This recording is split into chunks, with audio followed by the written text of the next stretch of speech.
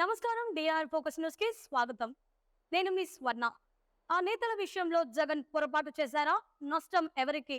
ఆంధ్రప్రదేశ్లో ఎన్నికల యుద్ధంలో డైలాగ్ వార్ నడుస్తోంది. ఓవైపు కూటమిలోని చంద్రబాబు, పవన్ సూటిగా విమర్శనాస్త్రాలు సంధిస్తుంటే, అంతే దీటుగా వైసీపీ నుంచి జగన్ ప్రశ్నల వర్షం కురిపిస్తున్నారు.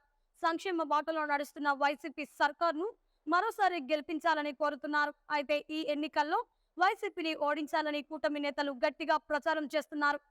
ప్రస్తుతం ఏపీలోని పరిణామాలు చూస్తే టికెట్ రానివారు, లేకపోతే వారు అడిగిన టికెట్లు దక్కలేదన్న కారణాలతో పార్టీలకు రాజీనామా చేసి వేరే పార్టీలకు జంప్ అయిపోతున్నారు. ఇది అధికార ప్రతిపక్ష పార్టీలను సైతం వెంటాడుతున్న సమస్య. ఫలితంగా ఆయా పార్టీలకు కొద్దిమేర నష్టం జరగొచ్చన్న అభిప్రాయాలు వ్యక్తమవుతున్నాయి.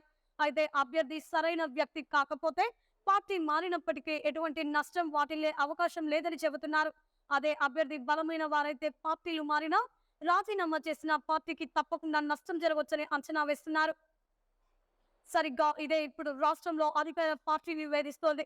వైసీపీకి గుండెకాయ లాంటి నెల్లూరు జిల్లాలోని బలమైన నేతలు రాజీనామా చేయడంతో ఆ పార్టీకి కొద్దిమేర నష్టం జరిగే అవకాశాలు లేకపోలేదని విశ్లేషకులు అంటున్నారు. అయితే ఈ ఎపిసోడ్ లో పార్టీ అధినేత జగన్ తప్పు చేశారా, లేదా పార్టీలు మారిన ఆయా నాయకులు తప్పు చేశారా అనేది ప్రశ్నగానే మిగిలింది. నెల్లూరు జిల్లాలో ఆర్థికంగా బలమైన నేతగా పేరొందిన వేమిరెడ్డి ప్రభాకర్ రెడ్డి, మంచి మాస్ ఫాలోయింగ్ ఉన్న కోటంరెడ్డి శ్రీధర్ రెడ్డి వైసీపీకి రాజీనామా చేసి తెలుగుదేశంలో చేరారు.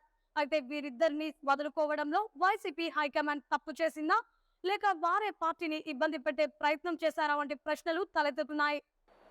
మంత్రి పదవి దక్కకపోవడంతో పాటు పలు కారణాలతో కోటంరెడ్డి శ్రీధర్ రెడ్డి పార్టీకి రాజీనామా చేసి టీడీపీలో చేరారు. ఆయన ఎమ్మెల్యే, కోట ఎమ్మెల్సీ ఎన్నికల్లో క్రాస్ ఓటింగ్ కు పాల్పడ్డారు. ఆ ఎన్నికల్లో టీడీపీ అభ్యర్థి పంచుపర్తి అనురాధ గెలుపుకు సహకరించారు. అప్పటికే అసంతృప్తి రాగం వినిపించిన కోటంరెడ్డి శ్రీధర్ రెడ్డి అవకాశం చూసుకొని ఇలా చేశారు. ఆయన తొలిసారి 2014 ఎన్నికల్లో వైసీపీ తరపున గెలిచారు. 2019లో కూడా రెండోసారి నెల్లూరు రూరల్ నుంచి వైసీపీ తరపున గెలుపొందారు. ఆయన మంత్రి పదవి ఆశించారు. ఆయనకు ఇవ్వకుండా రాష్ట్రంలో అధికార జనాభా ఉన్న బీసీలకు ప్రాధాన్యత ఇవ్వాలని అనిల్ కుమార్ యాదవ్ కు ఇచ్చారు. కానీ కోటంరెడ్డి శ్రీధర్ రెడ్డి అసంతృప్తిగా ఉన్నారు. ఆనం రామాయణరెడ్డి పార్టీపై విమర్శలు చేస్తూ వచ్చారు. అభ్యర్థికి ఓటు వేశారు. దీంతో నెల్లూరు రెడ్డినా వీరిద్దరికి కోటంరెడ్డి శ్రీధర్ రెడ్డికు మొదటి జాబితాలోనే టీడీపీ టికెట్ దక్కింది. కానీ ఆనం రామాయణరెడ్డికి చివరి జాబితాలో ఇచ్చారు. దీంతో ఆనం ఊపిరి పీల్చుకున్నట్లుగా అయింది. వీరిద్దరిలానే మరో ఇద్దరు ఎమ్మెల్సీలు ఉండవల్లి శ్రీదేవి మేకపాటి, చంద్రశేఖర్ రెడ్డి కూడా ఎమ్మెల్సీ ఎన్నికల్లో క్రాస్ ఓటింగ్ చేశారు. అయితే మేకపాటి చంద్రశేఖర్ రెడ్డికి మొండి చేయి మిగిలింది. టికెట్ ఆశించి భంగపడ్డారు. ఆయనకు టికెట్ ఇవ్వలేదు. ఉండవల్లి శ్రీదేవికి మాత్రం బాపట్ల ఎంపీ టికెట్ ఇస్తామని టీడీపీ హామీ ఇచ్చింది. అయితే చివరి నిమిషంలో ఆ స్థానాన్ని తెలంగాణకు చెందిన బీజేపీ నేతకు టీడీపీ కట్టబెట్టింది. దీంతో ఉండవల్లి శ్రీదేవి తన టికెట్ ఖాతాలో వెన్నుపోటు సింబల్ తో పోస్ట్ చేసి అసంతృప్తిని వెళ్లబోచ్చింది. నలుగురిలో మేకపాటి చంద్రశేఖర్ రెడ్డి, ఉండవల్లి శ్రీదేవిలు సీఎం జగన్ పై తీవ్ర స్థాయిలో విమర్శలు చేశారు. కానీ వీరికి టికెట్ దక్కలేదు. దీంతో వారి పరిస్థితి ఉన్నది పోయింది, ఉంచుకున్నది పోయింది అన్నట్లుగా తయారైంది. అయితే నెల్లూరులో వేమిరెడ్డి ప్రభాకర్ రెడ్డికి వైసీపీ అధినేత జగన్మోహన్ రెడ్డి మంచి ప్రాధాన్యత నెల్లూరు జిల్లా అధ్యక్ష పదవితో పాటు రాజ్యసభ కూడా ఇచ్చారు. ప్రస్తుత ఎన్నికల్లో కూడా నెల్లూరు ఎంపీ సీటు ఇచ్చారు. అంత ప్రాధాన్యత జగన్ ఎవరికి ఇవ్వలేదు.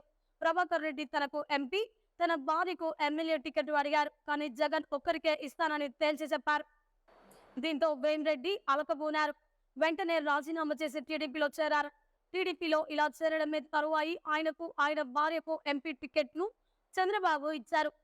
అయితే కీలకమైన కోటంరెడ్డి వేమిరెడ్డి పార్టీని వదులుకుందా అన్నది పక్కన పెడితే వీరు పార్టీని వీరడం వైసీపీకి కొద్దిమేర నష్టం జరిగే అంశమే అని పలువురు రాజకీయ విశ్లేషకులు అభిప్రాయపడుతున్నారు.